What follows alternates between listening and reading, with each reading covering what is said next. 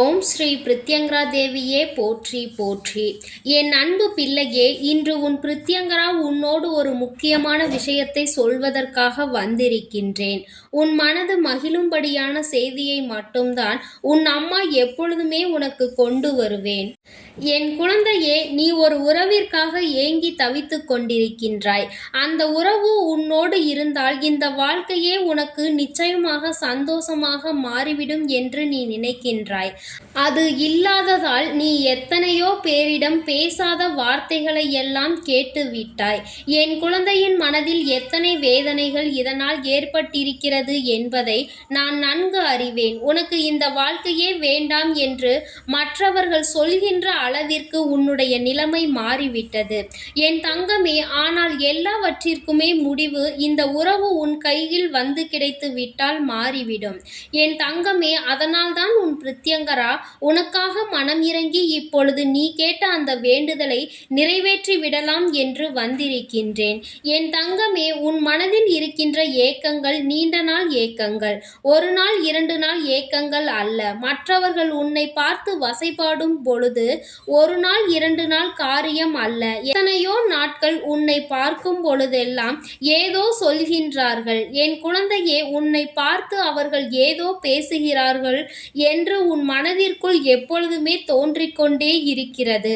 அவர்கள் சாதாரணமாக பேசினாலும் கூட என் குழந்தையே, நம்மைதான் ஏதோ சொல்கிறார்கள் என்கின்றது போல உன்னுடைய மனதில் எண்ணங்கள் ஓட ஆரம்பிக்கின்றது என் தங்கமே. இதற்கெல்லாம் நீ வருத்தப்படாதே. நீ கேட்ட அந்த ஒன்றினை நான் உன் கைகளில் தருகிறேன். அது புதிய உறவாக உன் வாழ்க்கையை மலரச் செய்ய போகின்றது என் குழந்தையே. நீ என்னிடம் கேட்ட அந்த உறவினை நான் உனக்கு கொடுக்கும் பொழுது இந்த வாழ்க்கை உனக்கு முழுமையாவதோடு மட்டுமல்லாமல் உன்னை பேசிய வாய்கள் எல்லாம் மூடிக்கொள்வார்கள்.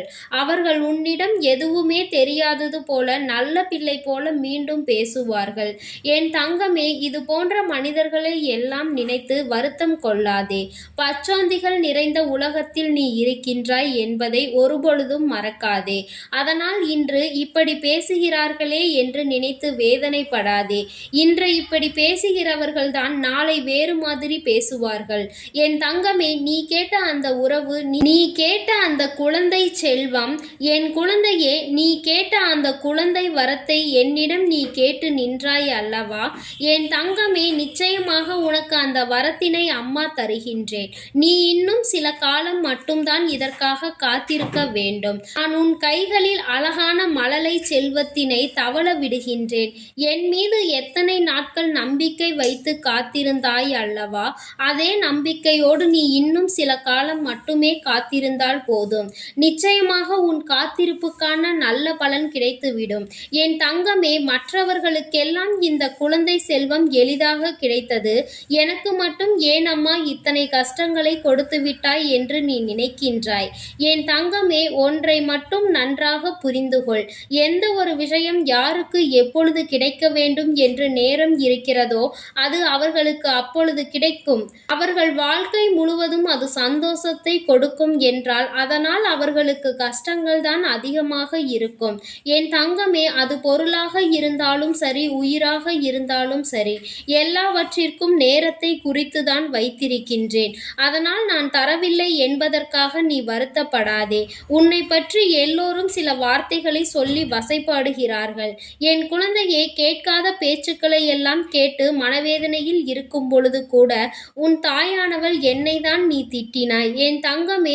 நீ அம்மா என்னை இப்படியெல்லாம் இவர்கள் பேசுவதை பார்த்து சும்மா இருந்து கொண்டிருக்கிறாயே, இது போன்ற நிலைமைக்கு என்னை ஆளாக்கி விட்டாயே என்று நீ மனவேதனையில் இருந்ததை உன் அம்மா நான் நன்கு உணர்வேன் என் தங்கமே. இதற்கு மேலும் என் குழந்தைக்கு வாழ்க்கையில் சோதனைகளை கொடுக்க கூடாது என்பதற்காக மட்டுமல்லாமல் உனக்கான நேரமும் வந்துவிட்டதால் தான் உன் அம்மா இப்பொழுது ஓடோடி வந்திருக்கின்றேன் உனக்கான நல்ல செய்தியினை சுமந்து கொண்டு என் தங்கமே. உனக்கான அந்த உறவினை நீ வரவேற்க தயாராக இரு என் குழந்தையே. அது மட்டும் அல்லாமல் இன்னொன்றையும் நீ நினைவில் வைத்து கொள்ள வேண்டும். நீ புதிய உறவினை வரவேற்பதற்கு உன்னுடைய உடல்நிலையும் மனநிலையும் சீராக இருக்க வேண்டும். நீ உன்னுடைய மனநிலையை அங்கே மற்றவர்கள் பேச்சை கேட்டு மிகுந்த கவலைகளை சுமந்து கொண்டிருக்கின்றாய்.